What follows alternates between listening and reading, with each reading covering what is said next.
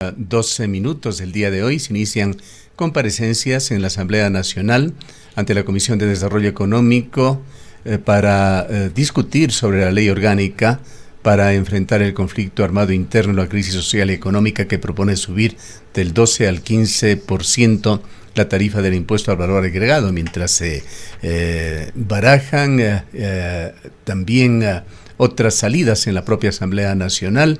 Unas sugieren que este IVA debería ser temporal, otras de que tienen que buscarse sectores a los cuales excepcionar el incremento del IVA, otros que simplemente tienen que buscarse medidas alternativas. Y hay una exigencia también, particularmente, que se la ve en los medios de comunicación y las redes sociales, de que el Estado tiene que dar también otro tipo de salidas, como reducir el gigantesco presupuesto del Estado, particularmente el gasto que ha crecido en forma logarítmica en los últimos años. Para analizar estos temas, hemos invitado en esta mañana al economista Carlos Cordero, analista económico, es rector de la Universidad de la SUAY.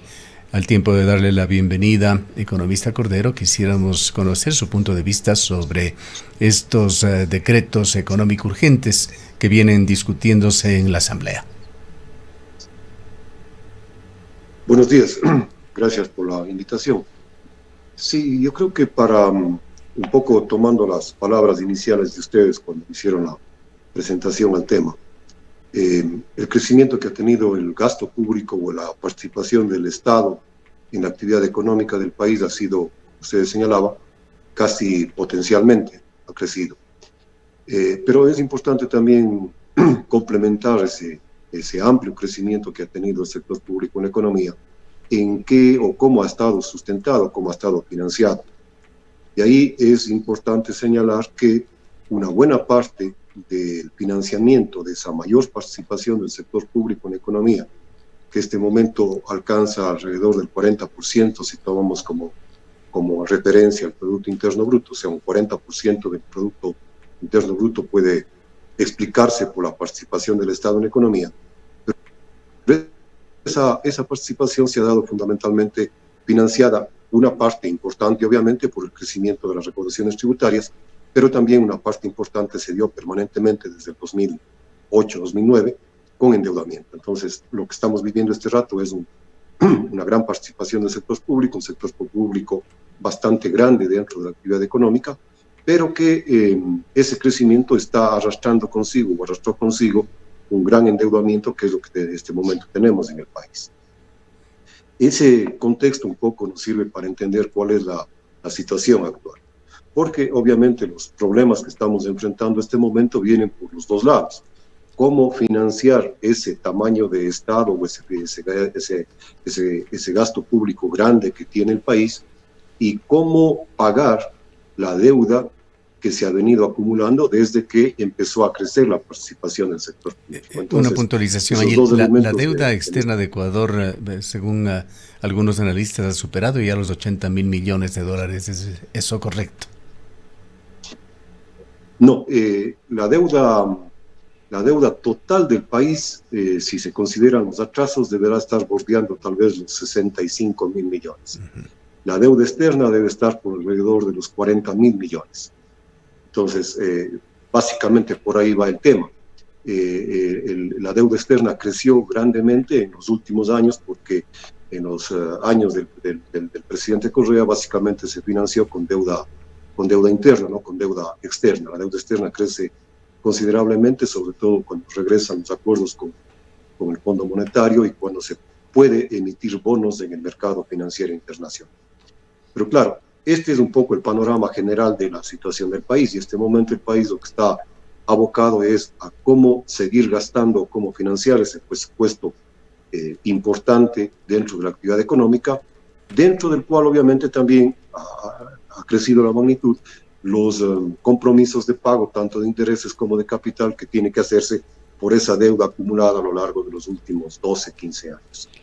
En ese contexto, obviamente, la gestión que viene haciendo el gobierno, creo yo que es una gestión cuesta arriba, muy dura, muy difícil para poder sortear estas dificultades. Ahora, economista, muy buenos días.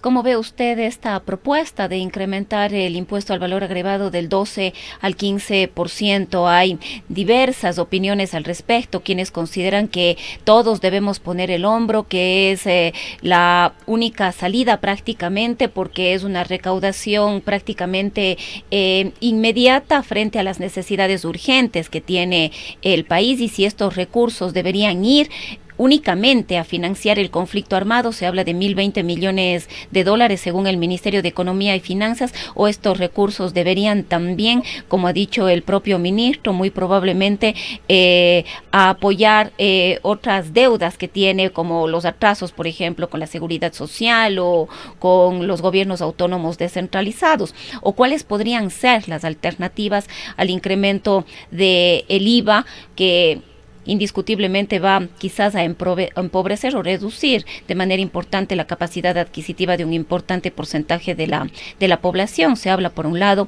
la focalización de los subsidios, pero ha dicho que esto tomaría mucho más tiempo. Bueno, yo creo que hay algunos puntos para analizar el tema concreto de la propuesta sobre el alza del IVA.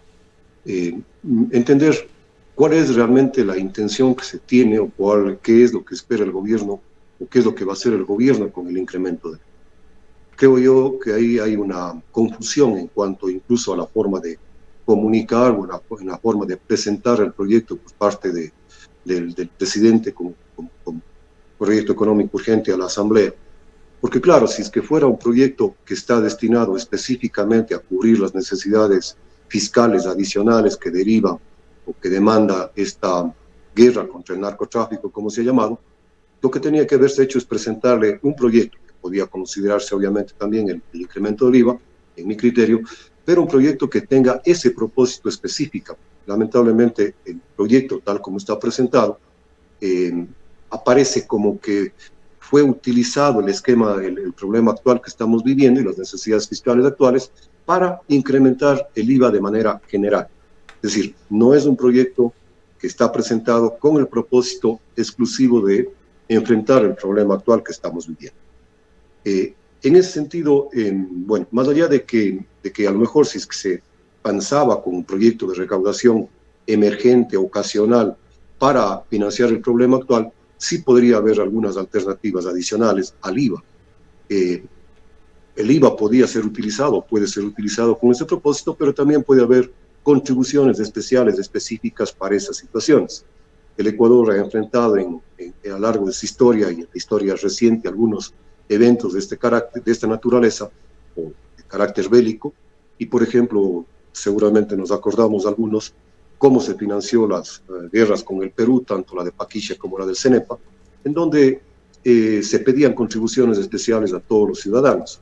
Uno de los mecanismos utilizados en ese momento, por ejemplo, fue una contribución adicional que se pagaba con la matrícula de los vehículos. Entonces, mecanismos para cubrir situaciones emergentes, creo yo que sí pueden existir y que pueden revisarse oportunamente.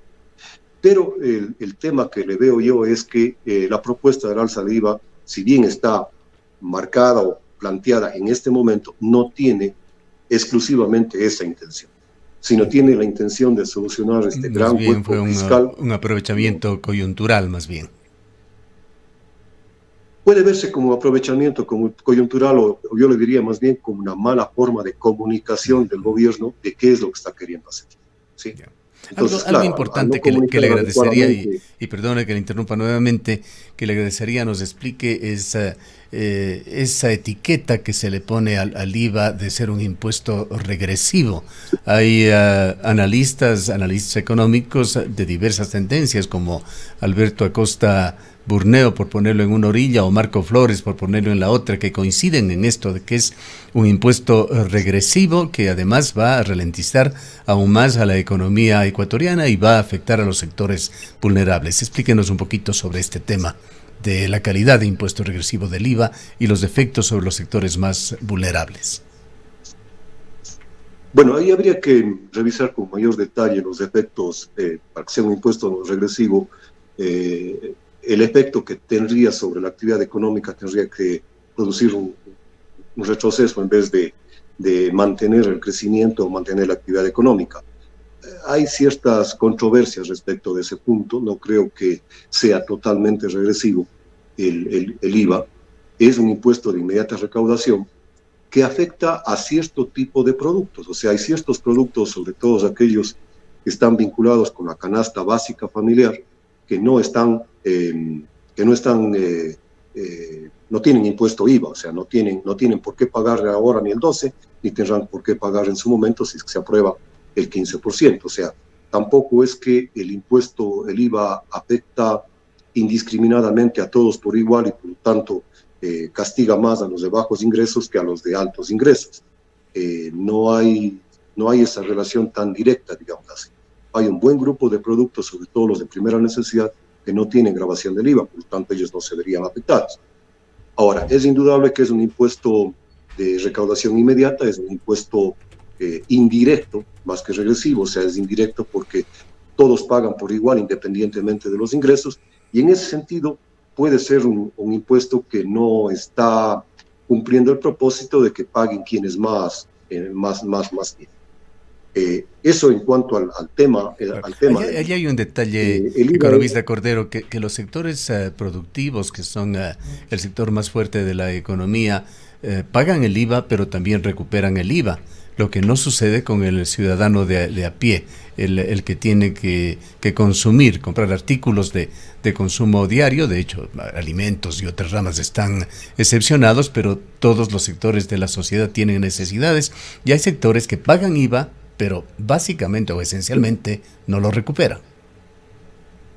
Pero es por su naturaleza, o sea, no es que las empresas no paguen IVA. El IVA es un impuesto al consumo, por lo tanto pagan los consumidores, no pagan los productores, ¿no es cierto? Entonces, las empresas lo que van haciendo, los productores lo que van haciendo es pagando el IVA por los materiales, por los insumos que compran, y ese IVA le van acumulando para que sea en última instancia el consumidor final el que paga el impuesto. Por eso es un impuesto al consumo, o el IVA, el impuesto al valor agregado, a lo adicional que hacen las empresas. El IVA definitivamente paga el consumidor, no paga el productor. Por eso es que sí podría, y ahí creo yo que el primer proyecto económico urgente que mandó el gobierno demostró una falta de conocimiento de cómo estaba la economía y qué debía contener un proyecto económico urgente. Se presentó prácticamente a los pocos días de haberse posesionado un proyecto que no iba a solucionar, y así lo manifestamos en su momento, los problemas fiscales agudos que tenía el país. Yo creo que ahí, por la premura de haber presentado el proyecto económico urgente, se perdió una buena oportunidad de hacer una reforma un poco más integral que podría haber solucionado los temas por acá. Y, por ejemplo, ahí, ya para solucionar el tema más grande de las finanzas públicas, habrá que hacer una reforma integral, por ejemplo, todo el sistema tributario. Creo yo que, por ejemplo, en el caso de las empresas, y ahora que se habla de que el problema se soluciona si es a los grupos financieros, pues básicamente se les cobra una contribución especial por las grandes utilidades que tengan, creo yo que a lo mejor sí es hora de que se revise el impuesto a la renta que pagan las empresas. En cuanto a la recaudación tributaria, hay básicamente dos tipos de impuestos o dos principios de imposición. El uno que se llama la proporcionalidad y el otro que se llama la progresividad. Los impuestos en el Ecuador, los impuestos a la renta, son proporcionales porque cada uno paga en proporción de lo que recibe. El impuesto a la renta personal además es progresivo porque la tarifa impositiva que pagamos las personas depende de los ingresos. Hay algunos que pagarán el 0%, el 10%, el 12% y llegan a pagar las personas hasta el 35%. En el caso de las empresas, el impuesto es solamente proporcional, no es progresivo. Todas las empresas, independientemente de cuánto ganen, pagan un 25%. Entonces, creo yo que ahí sí puede haber. Esto a veces tiene conflictos teóricos o conceptos, pero creo yo que es el espacio adecuado para que el impuesto a las empresas también se haga un impuesto progresivo, donde los valores impositivos, las tasas impositivas, estén en función de los montos ganados. Y con eso creo yo que incluso se podría no castigar, pero a lo mejor pedir una contribución mayor a aquellos sectores que efectivamente tienen utilidades en magnitud más altas y que tendrían, y que tendrían la posibilidad de pagar más Economista, impuestos. perdone que le interrumpa, aquí estas contribuciones tendrían que ser permanentes, es decir, o solamente a propósito de, o tendrían que tener una temporalidad a pretexto de el combate al crimen organizado, porque ese también es uno de los debates del IVA, ¿no? Si debería ser ahora, por cuánto tiempo o si va a ser definitivo. El ministro ha dicho que este conflicto no se va a resolver en poco tiempo, a otros países les lleva ya 50 años y todavía el conflicto continúa y eso requiere recursos. Por eso digo, hay que dividir en dos el tema. La necesidad de una reforma tributaria y de un plan económico que sería ya integral global que solucione, claro, que tendría que plantearse la consecución de ingresos permanentes como plan económico, como plan fiscal que dé sostenibilidad al sector fiscal en el mediano y en el largo plazo. Y el otro, un proyecto o proyectos o propuestas para recaudar impuestos que puedan financiar temporalmente esta situación. Lo que yo decía es que para efectos de una recaudación permanente sí se podría revisar el tema del impuesto a la renta empresarial para que no sea solamente proporcional, sino que también sea progresivo, un poco para que no quede la idea de que hay sectores que ganan mucho y pagan poco. El exministro Mauricio Pozo deplora cada vez que conversamos con él de que no existe hasta el momento un plan económico. ¿Coincide usted con esto? Y en función también de esta respuesta, ¿qué cree usted debería suceder en la Asamblea o qué salidas deberían dar los asambleístas a este proyecto económico urgente del IVA? Bueno, yo coincido plenamente con el economista Pozo. O sea, desde el comienzo casi de esta gestión lo que manifestábamos era que había cierto pesimismo en cómo venía manejando el nuevo gobierno el tema económico, porque justamente no había la presentación, no había el concepto de cuál es el plan económico que quería manejar. Incluso por eso les recalco, una de las deficiencias de esto es haber presentado el primer proyecto económico urgente que solucionaba o que hacía ciertos cambios, pero que no atacaba los problemas de fondo. Respecto al tema político, yo creo que es uno de los grandes problemas que tiene el país. O sea, los problemas económicos del país son tan grandes, son tan preocupantes, primero que no están únicamente en manos del Ejecutivo resolverlos, está en manos del Legislativo, pero sobre todo está en manos de entender plenamente cuál es la situación del país y dejar de lado, si cabe el término, posiciones que podríamos llamar ideológicas o partidistas. El Ecuador lo que demanda este rato es un gran acuerdo nacional que rebase ese tipo de